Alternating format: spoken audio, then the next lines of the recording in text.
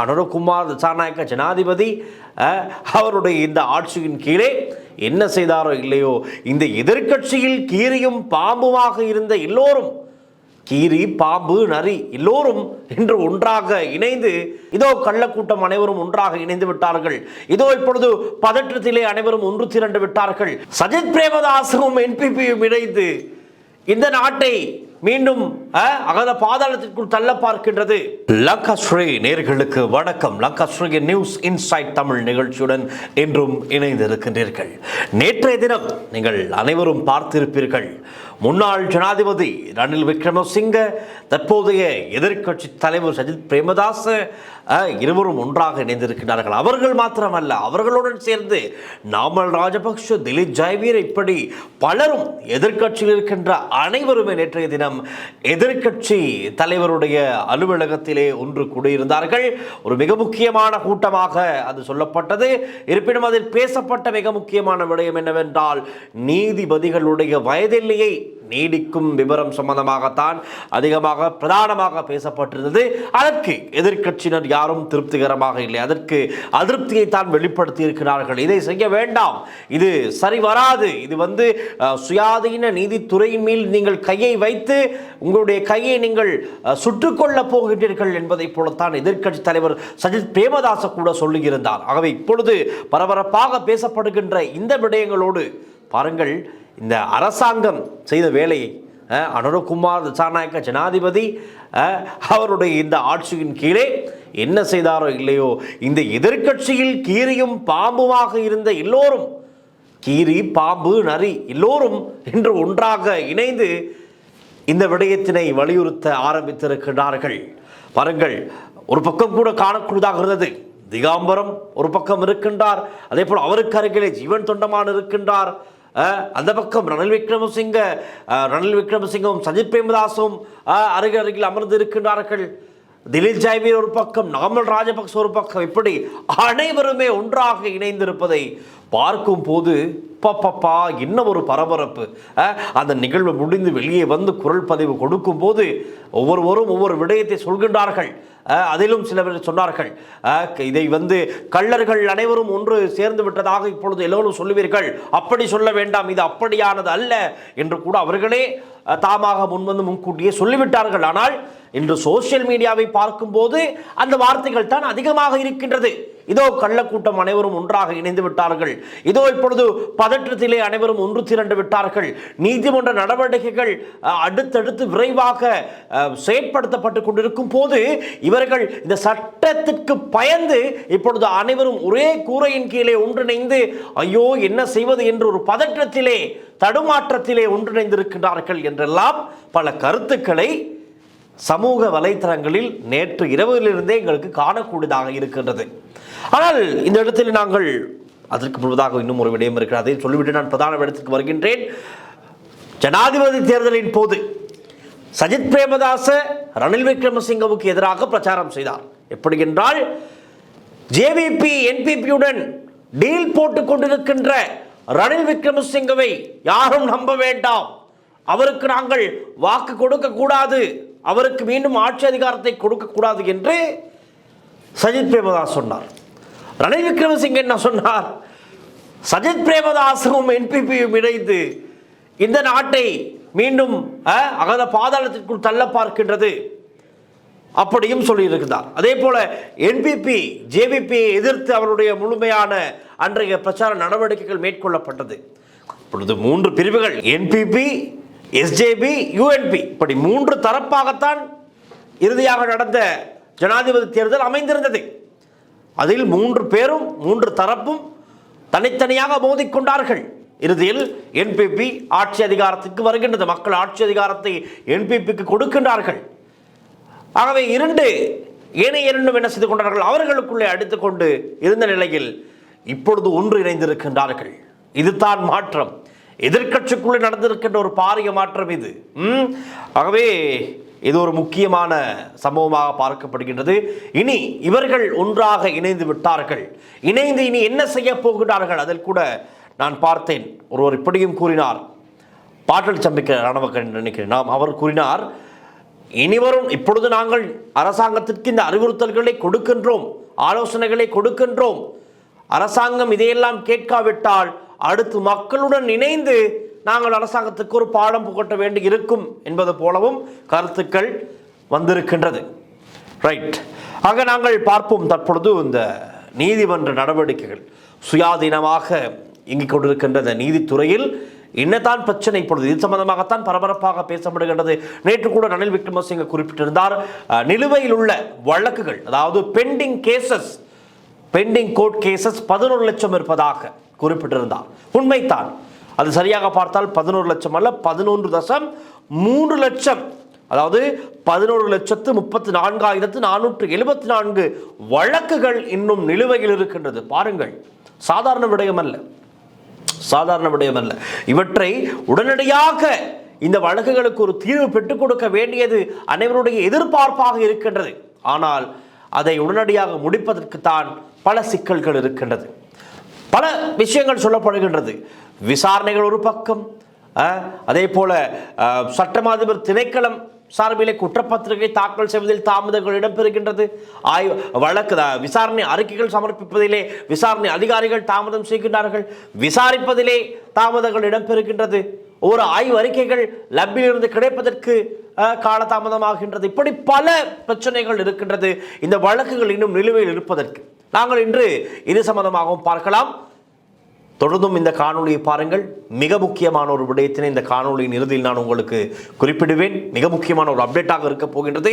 அதற்கு முன்பதாக நான் நேற்றைய தினம் கூறினேன், இன்னும் எங்களுடைய காணொலிகளை பார்க்கின்றீர்கள், ஆனால் சப்ஸ்கிரைப் செய்யாமல் இருப்பீர்கள். தயவு செய்து உடனடியாக எங்களுடைய காணொலி பார்த்து கொண்டிருக்கும் நீங்கள் எங்களுடைய சேனலை சப்ஸ்கிரைப் செய்து கொள்ளுங்கள். உடனுக்குடன் எங்களுடைய வீடியோ சம்பந்தமான நோட்டிஃபிகேஷன்கள் உங்களுக்கு வர வேண்டும் என்றால் அருகில் இருக்கின்ற பெல் ஐகானையும் கிளிக் செய்து கொள்ளுங்கள். அப்படி என்றால் நாங்கள் அப்லோட் செய்கின்ற ஒவ்வொரு காணொலியும் உங்களுக்கு உடனுக்குடன் பார்த்து புது புது தகவல்களை அதிரடியாக அடிக்கடி தெரிந்து கொள்ளக்கூடியதாக இருக்கும் என்று கூறிக்கொண்டு நாங்கள் பிரதான விடயத்துக்கு வருவோம்.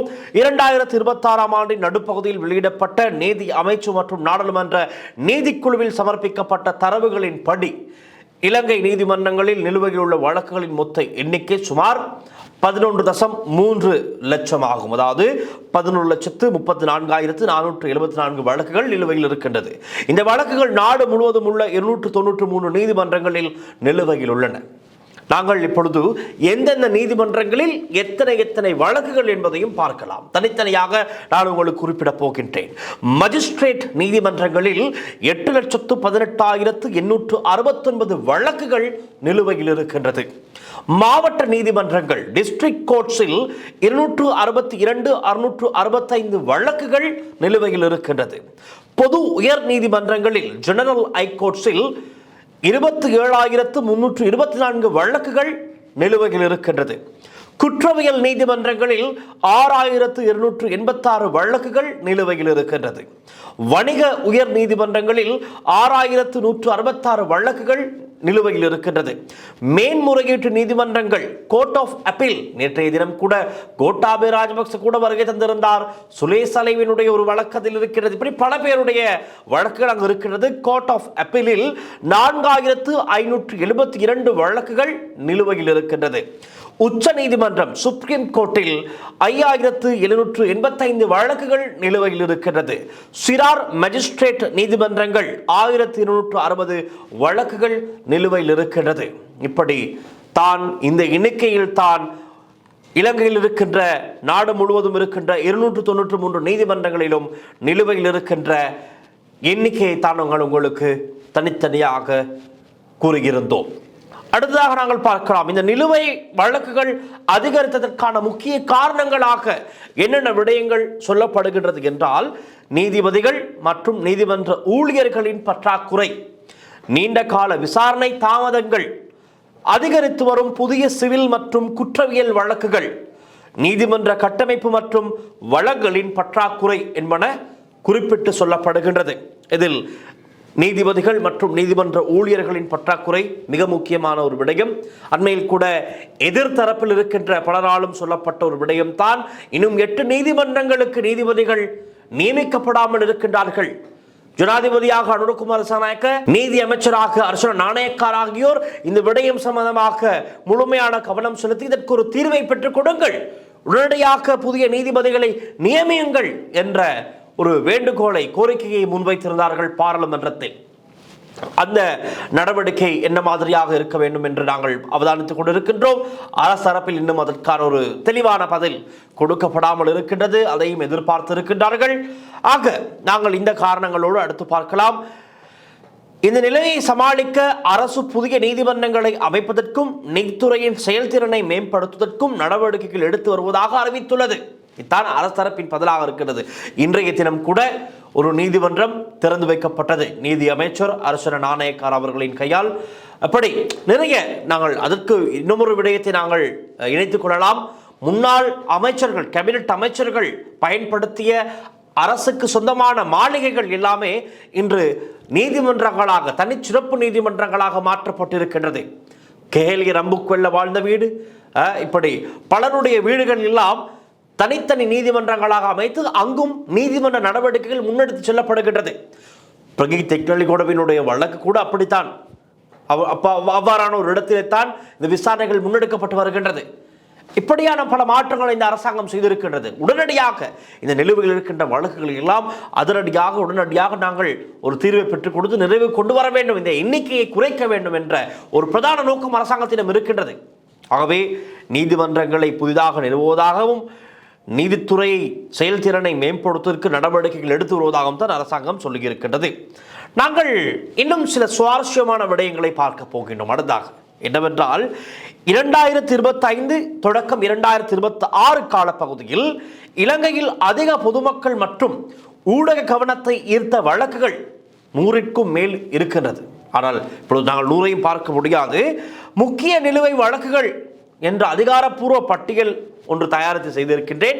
அந்த தயாரித்த முக்கிய நிலுவை வழக்குகள் என்ன என்பது குறித்து நாங்கள் இப்பொழுது பார்க்க போகிறோம். பலருடைய பெயர்கள் இதில் இருக்கும், நீங்கள் பாருங்கள். நீதிமன்றங்கள், லஞ்ச மற்றும் ஊழல் விசாரணை ஆணைக்குழு, சிஐடி, சட்டம் அதிபர் திணைக்களம் மற்றும் ஊடகங்களில் அதிகம் பேசப்பட்ட வழக்குகள் தான் இனி நான் சொல்ல போகின்றேன். முதலாவதாக நாங்கள் பார்ப்போம் அரசியல்வாதிகள் மற்றும் ஊழல் வழக்குகள் என்ன என்ன இருக்கின்றது என்று.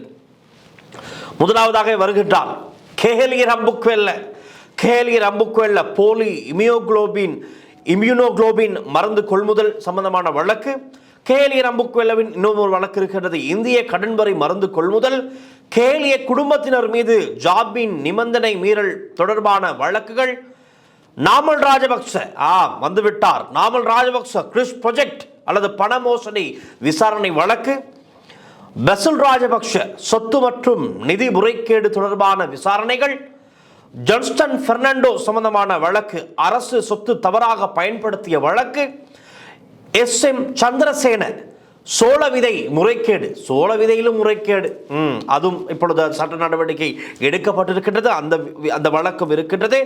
மஹிந்தானந்த அலுத்கவகே விளையாட்டு அமைச்சு கொள்முதல் கேரம் போர்ட் வாங்கியிருக்கின்றார், அதையும் வாங்கி அவர் அரசியல் தேவைகளுக்கு பயன்படுத்தி இருக்கின்றார், அதிலும் பணம் விளையாடப்பட்டிருக்கின்றது இவர்களால். ரோஹித் அபேகுணவர்த்தன செயின் திருடன் என்று சொல்வார்கள், நான் சொல்லவில்லை, பொதுவாக சொல்வார்கள் செயின் திருடன் ரோஹித் அபேகுணவர்த்தன என்று ஊழல் குற்றச்சாட்டு ஒன்று இருக்கின்றது. பவித்ரா வன்னியாராட்சி மருந்து கொள்முதல் தொடர்பான விசாரணைகள். முன்னாள் சுகாதார அமைச்சு அதிகாரிகள் மீதான வழக்குகள் இருக்கின்றது. முன்னாள் மருத்துவ வழங்கல் அதிகாரிகள் மீதான வழக்குகள் இருக்கின்றது.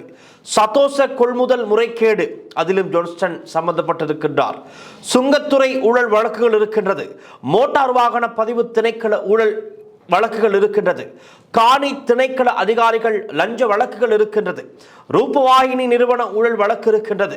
இலங்கை போக்குவரத்து சபை SLTB அதிகாரி லஞ்ச வழக்கு. மதுவரி திணைக்கள அதிகாரிகள் லஞ்ச வழக்குகள். கல்வி அமைச்சு அதிகாரிகளின் ஊழல். பிரதேச செயலக நில மோசடி. துறைமுக சுங்க ஊழல். அரசாங்க ஒப்பந்த மோசடிகள். அரசு பணியாளர் லஞ்ச வழக்குகள்.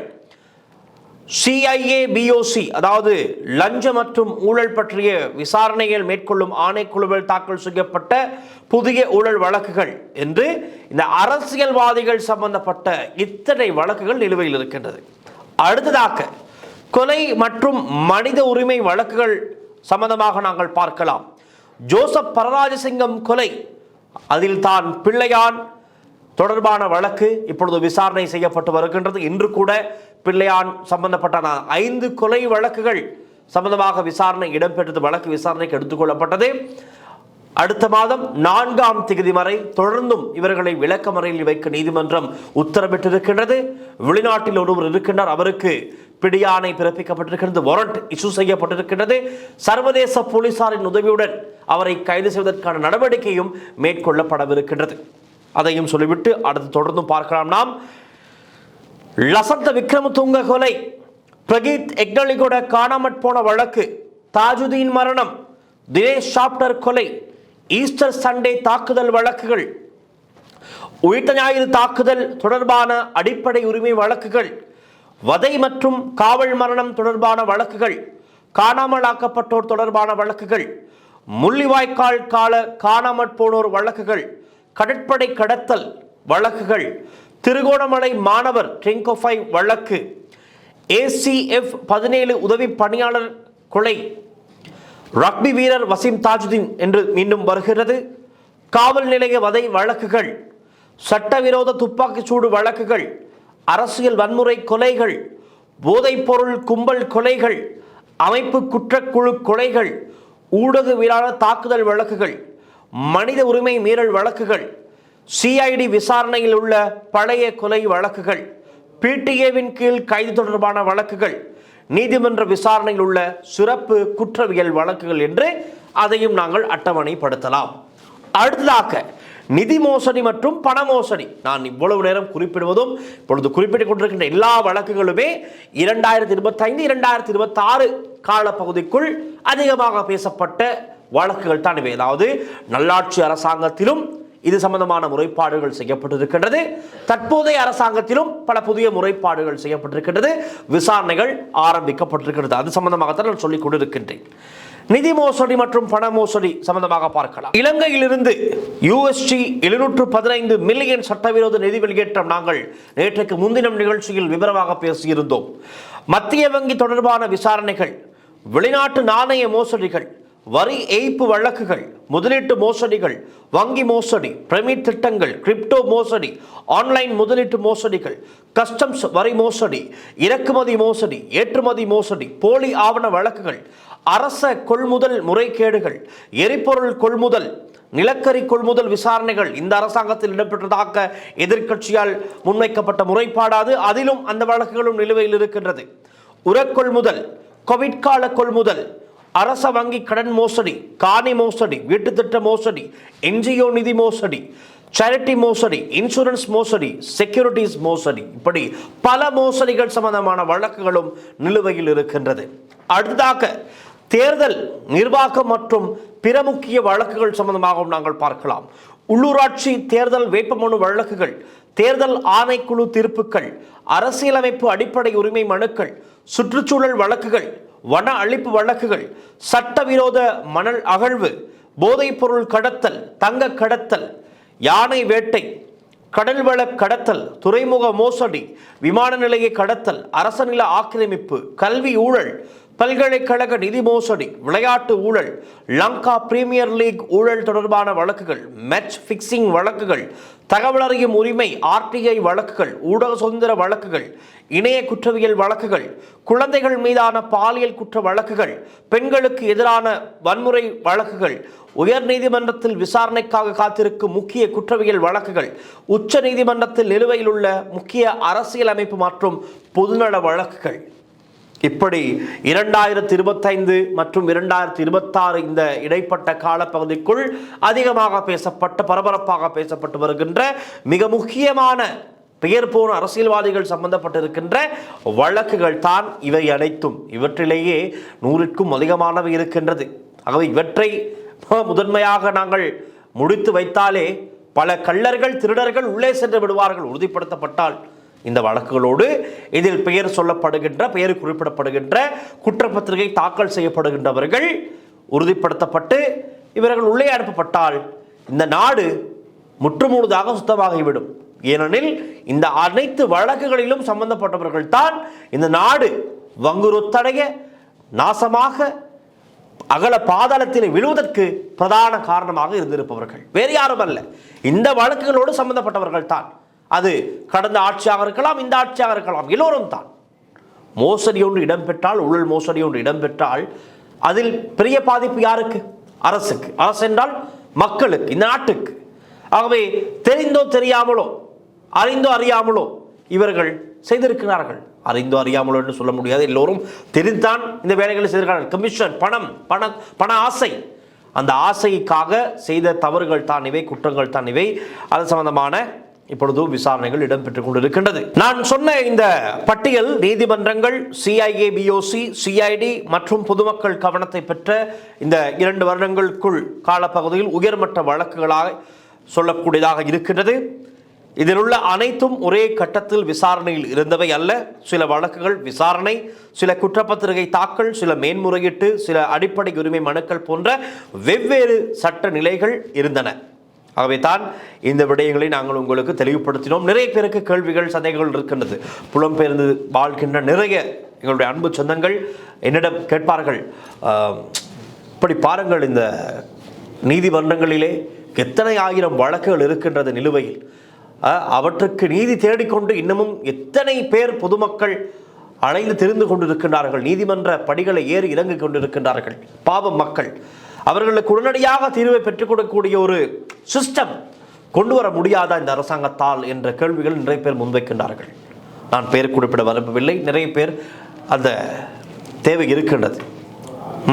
ஆகவே அப்படியானவர்களுக்கு ஒரு நல்ல தெளிவாக இருந்திருக்கும் நினைக்கின்றேன். பாருங்கள், இலக்குகள் ரீதியிலே தொகையாக ஒவ்வொரு நீதிமன்றத்திலும் எத்தனை வழக்குகள் நிலுவையில் இருக்கின்றது என்பதை நாங்கள் முழு விவரங்களையும் உங்களுக்கு வழங்கியிருக்கிறோம். நாங்கள் அடுத்ததாக பார்க்கலாம். நேற்றைய தினம் சஜித்தும் ரணிலும் ஒன்றாக இணைந்தார்கள். அவர்கள் சொன்னதற்கு இணங்க ஏனைய எல்லோரும் அந்த இடத்தில் ஒன்று கூடி இந்த நீதித்துறையின் மீது, சுயாதீன நீதித்துறையின் மீது இந்த அரசாங்கம் தலையீடு செய்கின்றது, அந்த சுதந்திர தன்மையை பாதிக்கின்றது என்று அனைவருமே ஒன்று திரண்டு இந்த அரசாங்கத்திற்கு ஒரு செய்தியை சொல்லியிருந்தார்கள்.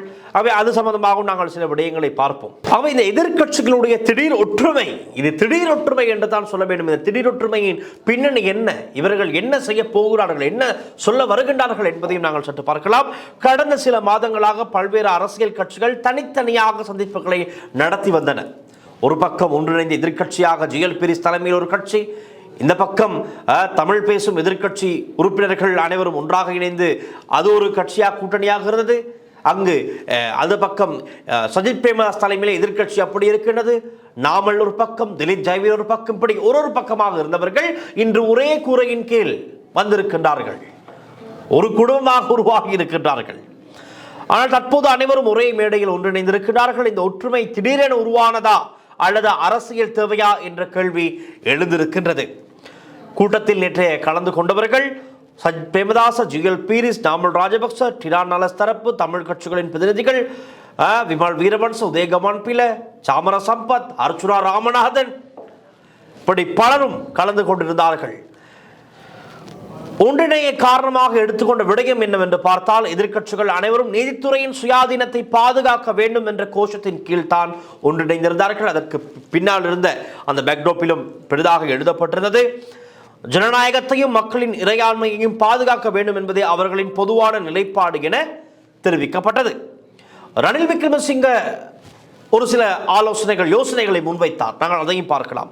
நாட்டில் நிலுவையில் உள்ள சுமார் 11 லட்சம் வழக்குகளை விரைவாக முடிக்க பாராளுமன்ற தெரிவுக்குழு செலக்ட் கமிட்டி ஒன்றை அமைக்க வேண்டும் என்று பரிந்துரைத்துள்ளார்.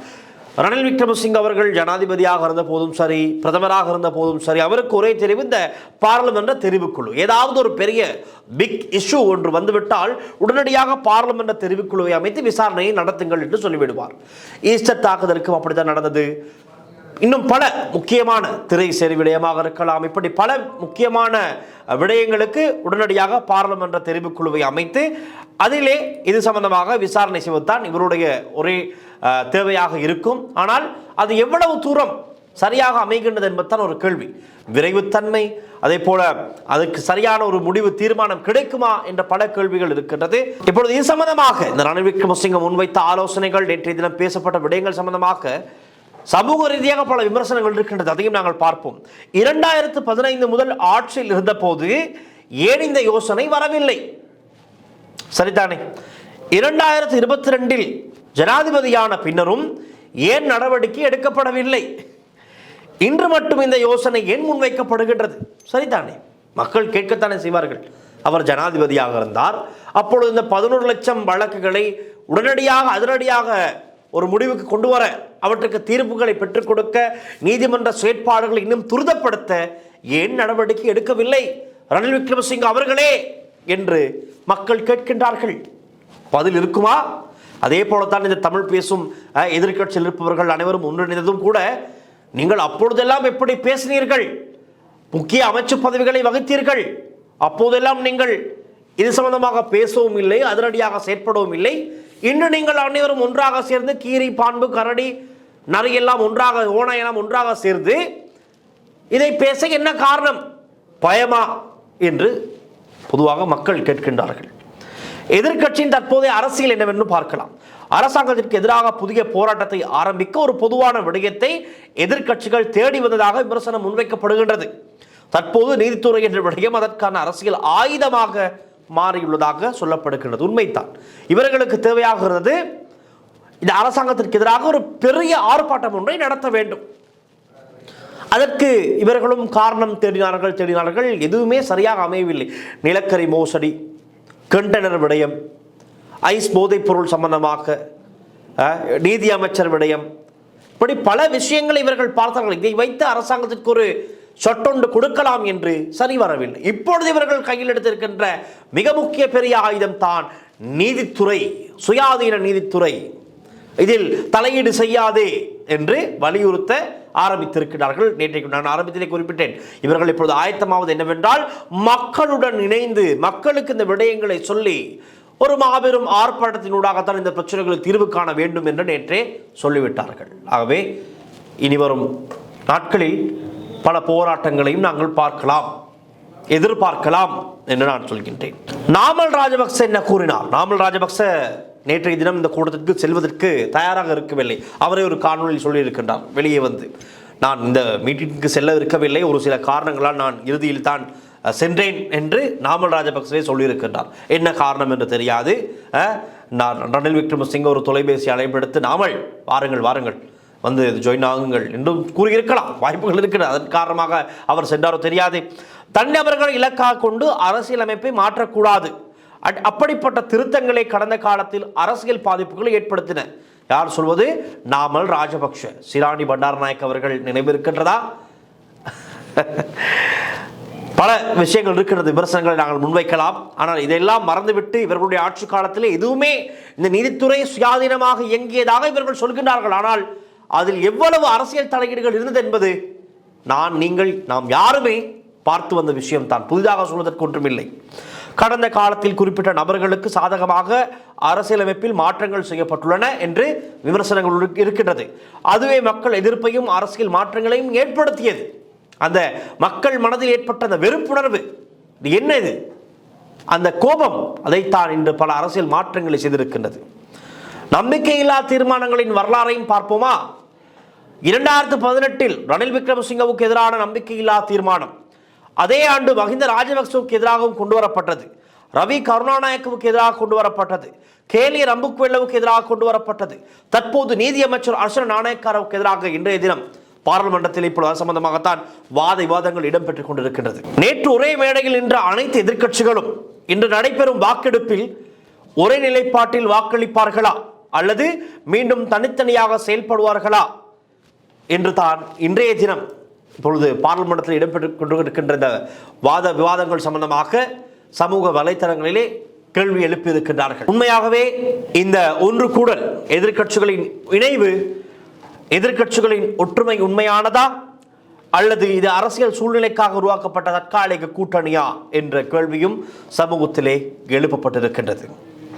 ஆக நாங்கள் என்ன சொல்வதென்றால், மக்களிடமே இந்த கேள்விகளை முன்வைக்கின்றோம். உங்களுடைய கருத்தை நீங்கள் தெரிவியுங்கள். நீதித்துறை சுயாதீனமாக இயங்குகின்றதா இல்லையா? அதில் அரசியல் தலையீடுகள் அதிகமாக இருக்கின்றதா? இந்த அரசாங்கத்தின் தலையீடு அதிகமாக இருக்கின்றதா? அரசாங்கம் தனது தேவைக்கு ஏற்ப நீதிமன்ற நடவடிக்கைகளை மாற்றி அமைக்கின்றதா? உங்களுடைய கருத்துக்களை நீங்கள் சொல்லுங்கள். உங்களுடைய பார்வையில் உங்களுடைய எண்ணம் என்ன? அதை நீங்கள் கீழே கமெண்ட் செக்ஷனில் எழுதுங்கள். என்ன மாற்றம் கொண்டு வந்தால் நல்லம்? இந்த 11.3 லட்ச வழக்குகளை உடனடியாக எப்படி ஒரு குறைந்த எண்ணிக்கைக்கு கொண்டு வரலாம்? இந்த வழக்குகளுக்கு எப்படி உடனுக்குடன் தீர்வுகளை கொடுத்து இந்த எண்ணிக்கையை குறைக்கலாம் என்ற உங்களில் பலருக்கு நல்ல சிந்தனை இருக்கும், பல நல்ல கருத்துக்கள் இருக்கும். தூரநோக்கு சிந்தனையுடன் சிந்திப்பீர்கள் நிறைய பேர். எழுதுங்கள் கீழே கமெண்ட் செக்ஷனில். நாங்கள் அந்த கமெண்ட்ஸை நாளைய நிகழ்ச்சியில் எடுத்து வாசித்து மக்களுக்கு தெளிவுபடுத்த தயாராக இருக்கின்றோம். ஆக இத்தான் இன்றைய நிகழ்ச்சி நாங்கள் பிரதானமாக பார்த்த விடயம். மிக முக்கியமான வழக்குகள் சம்பந்தமாக பார்த்திருக்கின்றோம். பேசுபொருளாக பரபரப்பாக பேசப்படுகின்ற வழக்குகள் சம்பந்தமாக பார்த்தோம். நீதிமன்ற நடவடிக்கைகள் சம்பந்தமாக பேசி இப்பொழுது போராட்டத்திற்கு ஒரு ஆயுதமாக எடுத்திருக்கின்ற எதிர்க்கட்சியினர் இந்த நீதித்துறை தான் ஆயுதமாக எடுத்திருக்கின்றார்கள். இனி வரும் நாட்களில் என்னென்ன நடக்கும் என்பது குறித்து ஒரு கேள்வி சந்தேகங்கள் இருக்கின்றது. பொறுத்திருந்து பார்க்கலாம். மீண்டும் நாளை நிகழ்ச்சி சந்திக்கலாம். தொடர்ந்தும் லங்கா ஸ்ரீயுடன் இணைந்திருங்கள். ஒளிப்பதிவாளர் லிசிஹருடன் நான் லில்ஷன் வில்சன். நன்றி, வணக்கம்.